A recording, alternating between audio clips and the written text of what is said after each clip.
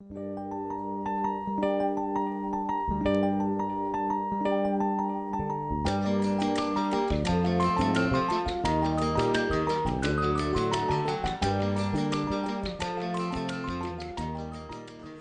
કૃષિ યુનિવર્સિટીના નમ કૃષિ મહાવિદ્યાલયના કીટકશાસ્ત્ર વિભાગ દ્વારા રાષ્ટ્રીય કૃષિ વિકાસ યોજના અંતર્ગત મોજણી અને નિગાહ પદ્ધતિથી રોગ અને જીવાતનું પૂર્વાવલોકન અને તેના સંરક્ષણના પગલાઓની આ એક જે કાર્યક્રમ કરવામાં આવ્યો એની એક સીડી બનાવી દેવામાં આવી રહી છે. આ કાર્યક્રમની અંદર આ વિભાગની વિસ્તારની અંદર આવતા પાકોના આવતા રોગો અને જીવાતોના નિયંત્રણના પગલાં, તેની ઓળખ વગેરેની સમજણ આપવામાં આવેલી છે. આ યોજના રાષ્ટ્રીય કૃષિ વિકાસ યોજના અંતર્ગત ભારત સરકાર દ્વારા મંજૂર કરવામાં આવી હતી અને જેના થકી જુદા જુદા પાકોમાં લેવામાં આવેલ અવલોકનોથી તો અગાઉથી શું પગલાં લેવા, એ અંગેની શું સાવચેતીઓ રાખવી અને સંરક્ષણના પગલાં લેવા, આ બધી જ વિગતો સમાવતી આ સીડી જે તૈયાર થઈ રહી છે, જેના થકી ખેડૂત ભાઈઓને જ્યારે પણ પોતાને ઘેર બેઠા પણ આ માહિતી મેળવવી હોય તો પણ મેળવી શકશે. રાજ્ય સરકાર અને ભારત સરકારે જે આ યોજના મંજૂર કરી એ માટે પણ એમનો આભાર માનું છું. ખેડૂત મિત્રો, સરકાર શ્રી દ્વારા રાષ્ટ્રીય કૃષિ વિકાસ યોજના નવસારી કૃષિ યુનિવર્સિટી ખાતે મોજણી નિગાહ આધારિત પાક રોગ જીવાતનું પૂર્વાનુમાન પદ્ધતિ અંગેની યોજના ચાલે છે. દક્ષિણ ગુજરાતની અંદર જે પાકો છે એની અંદર આપણે ઉત્પાદન વધારવા, ઉત્પાદકતા વધારવી અને એમાં વેલ્યુ એડિશન કરી ઓછા ખર્ચે ખેતી કરવા માટે, પર્યાવરણને નુકસાન ન થાય તે ટાઈપની ખેતી કરવા માટેની આપણે વાત કરતા હોય ત્યારે ઉત્પાદનનો મેઇન જે સિદ્ધાંત છે કે ટેકનોલોજી, જાત અને બિયારણનો ઉપયોગ કરીને ઉત્પાદન વધી શકે અને બીજું કે રોગ અને જીવાતથી જે નુકસાન થાય છે એને બચાવીએ તો પણ આપણે ઉત્પાદન વધારી શકીએ. ચીકુ એ દક્ષિણ ગુજરાતનો ખૂબ અગત્યનો બાગાયતી પાક છે અને આ પાકમાં નિયમિત રીતે પાણી તથા ખાતર અપાતું હોવાથી એની અંદર રોગ અને જીવાતનો ખૂબ મોટા પ્રમાણમાં ઉપદ્રવ આવે છે. ચીકુની જીવાતોમાં ખાસ કરીને પાન કાપી ખાનારી ઈયળો, બળબોરર, ફળમાખી અને ચીકુનો જે બીજ છે તે કોરી ખાનારી ઈયળનો ખૂબ મોટા પ્રમાણમાં ઉપદ્રવ જોવા મળે છે.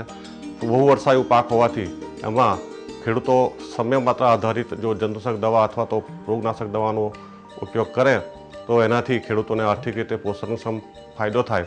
રોગ અને જીવાત પૂર્વાનુમાન પદ્ધતિ હેઠળ વારંવાર ખેડૂતોના ક્ષેત્રનું સર્વે કરવામાં આવે છે અને સર્વે આધારિત જ્યારે રોગ અને જીવાત બંને સમય માત્રા વટાવે ત્યારે તેમાં સંકલિત કીટ નિયંત્રણના પગલાં લેવાની ખાસ કરીને ભલામણ કરવામાં આવે છે. ચીકુની જીવાતો તેમજ તેનું નિયંત્રણ વ્યવસ્થાપન. ચીકુના પાકમાં નુકસાન કરતી 25 જેટલી જીવાતો છે, જે પૈકી કળી કોરનારી ઈયળ, ચીકુમોથ, ફળમાખી, બીજ કોરી ખાનારી ઈયળ, પાનકોરિયું, પાનની ધાર વાળનારી ઈયળ, ગોળિયા ઈયળ અને ફળ કથીરી મુખ્ય ગણાવી શકાય. ચીકુ બર્ડ બોરર. માદા કીટક કળી પર સફેદ રંગના છૂટા છવાયા ઈંડા મૂકે છે. ઈંડામાંથી નીકળેલી ઈયળ કળીના ઉપરના ભાગમાં કાણું પાડીને દાખલ થાય છે અને અંદરનો ભાગ કોરી ખાય છે. ઉપદ્રવિત કળીની ફરતે કાણા જોવા મળે છે તેમજ કળીનો કેટલોક ભાગ સંપૂર્ણ રીતે ખવાઈ ગયેલો જોવા મળે છે. આ રીતે ઉપદ્રવિત કળી ઈયળોની હગાર સાથે સમયાંતરે સુકાઈ જાય છે. સમગ્ર ઈયળ અવસ્થા દરમિયાન એક ઈયળ આશરે 3 કળીઓને નુકસાન કરે છે. પૂર્ણ વિકસિત ઈયળ કળી ઉપર અથવા કળીમાં ઈંટ જેવા લાલ રંગનો કોશેટો બનાવે છે. આ જીવાતનો ઉપદ્રવ ફેબ્રુઆરીથી જૂન દરમિયાન વધુ પ્રમાણમાં જોવા મળે છે. નિયંત્રણ વ્યવસ્થાપન. આ કીટકના નર ફૂદા કાળી તુલસી એટલે કે ઓસિમમ સેક્ટમના પાનના રસ તરફ આકર્ષાઈને આવે છે, જેથી કાળી તુલસીના પાનના રસ સાથેની ઝેરી પ્રલોભિકા નર આકર્ષક પિંજરમાં રાખી ઉપયોગ કરવાથી આ જીવાતના ઉપદ્રવને ઓછા ખર્ચે કાબૂમાં રાખી શકાય છે. રાસાયણિક નિયંત્રણ માટે મોજણી કરી 10% ઉપદ્રવિત કળીઓ જોવા મળે ત્યારે લીમડા આધારિત 1500 ppm વાળી જંતુનાશક દવા 30 મિલીલીટર અથવા ડાયક્લોર વોશ 76% દવા 5 મિલીલીટર પ્રમાણે 10 લીટર પાણીમાં ભેળવીને છંટકાવ કરવો. ચીકુ મોથ. ઈયળો ચીકુના પાનને ભેગા જોડી દઈ જાળા બનાવી તેમાં ભરાઈ રહી પાનના હરિત દ્રવ્યને ખાઈ જાય છે. ચીકુની નવી ફૂટતી ડાળીઓ પર જોવા મળતા ઝાડા તથા તેમાં કેટલાક સૂકા પાંદડા આ જીવાતના ઉપદ્રવની હાજરી દર્શાવે છે. આ જીવાતનો ઉપદ્રવ આખા વર્ષ દરમિયાન જોવા મળે છે, પરંતુ જ્યારે નવી કૂંપળો ફૂટે અને કળીઓ બેસે ત્યારે ઉપદ્રવ વધુ જોવા મળે છે. સામાન્ય રીતે ઈયળ કળી અને ફૂલની આજુબાજુ રેશમી તાંતણા વડે જાળું બનાવી તેમાં ભરાઈને કળી કે ફૂલના નીચેના ભાગમાં કળી કોરનારી ઈયળની સરખામણીમાં મોટું કાણું પાડીને દાખલ થાય છે. કાણું હગારથી પૂરાઈ જાય છે.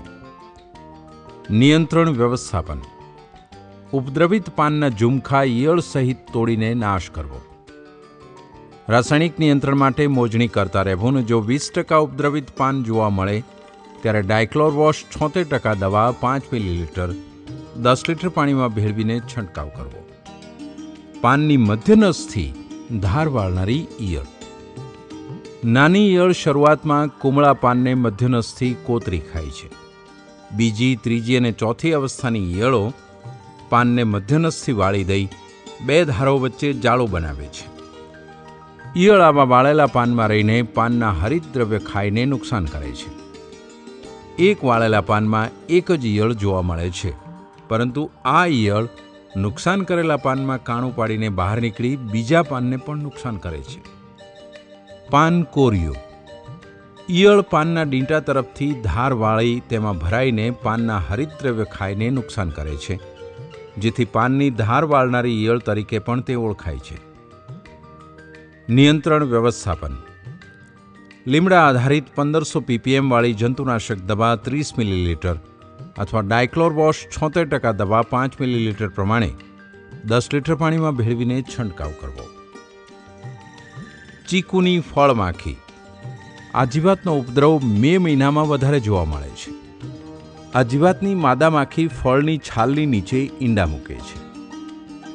પરિણામ સ્વરૂપ કાણામાંથી રસ ઝરે છે.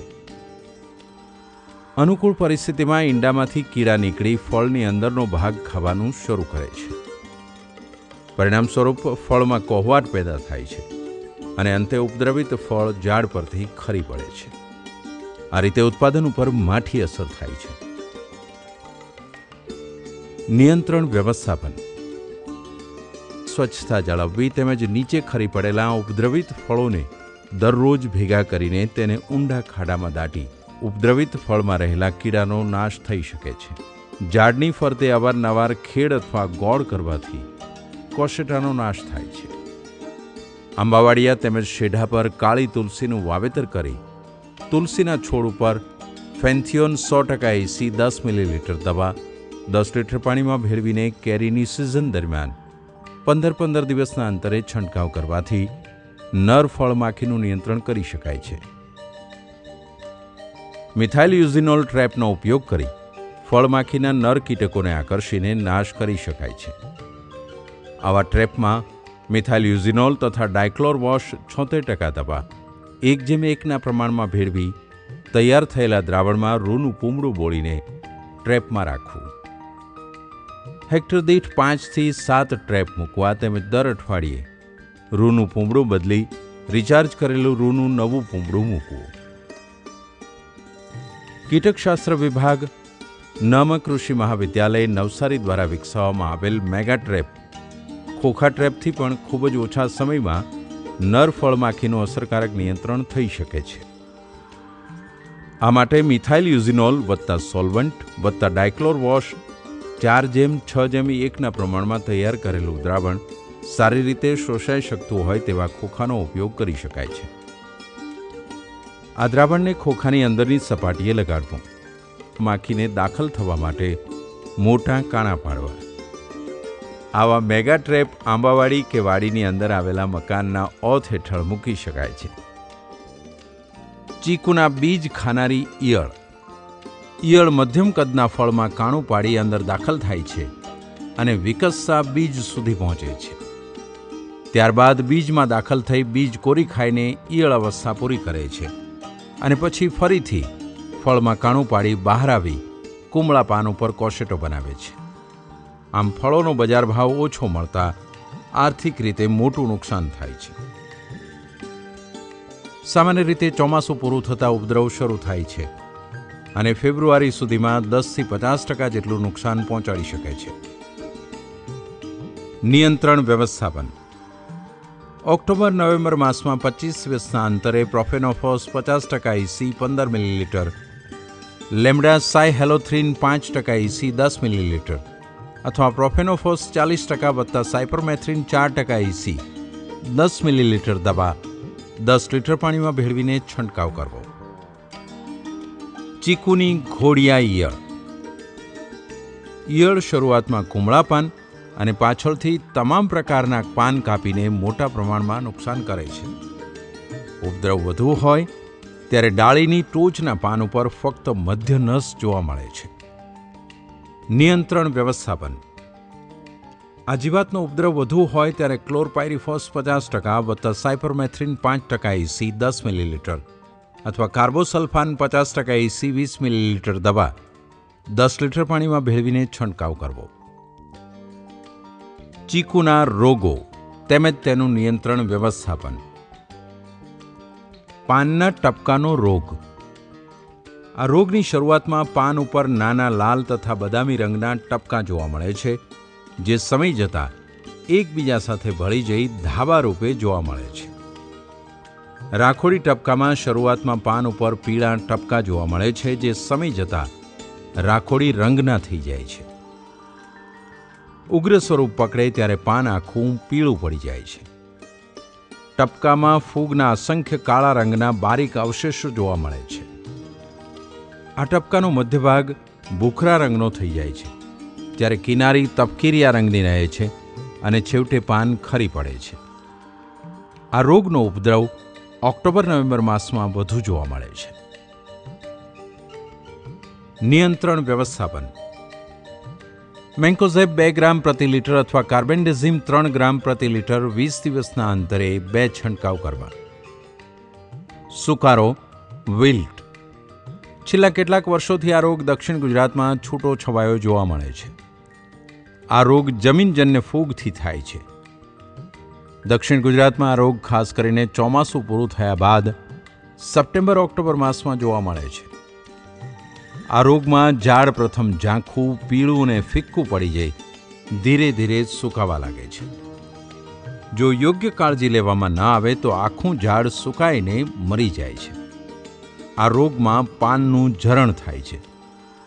કેટલીક વાર ઝાડની અમુક ડાળીઓમાં તો ક્યારેક આખા ઝાડમાં આ રોગ લાગે છે. નિયંત્રણ વ્યવસ્થાપન.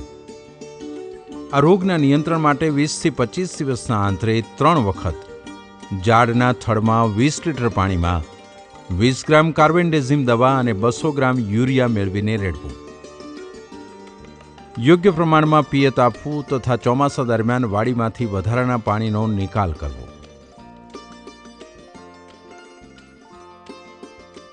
આ રોગના જૈવિક નિયંત્રણ માટે ફૂગનાશક કલ્ચર ટ્રાઇકોડર્મા વિરિડીને સારા કોહવાયેલા છાણિયા ખાતરના ઢગલામાં ભેળવી જરૂરિયાત મુજબનો ભેજ રાખી મિશ્ર કરતા રહેવું. ત્યારબાદ મહિના પછી આ ફૂગનાશક ખાતર વરસાદ પહેલા આપવાથી ખૂબ જ સારું પરિણામ મળે છે.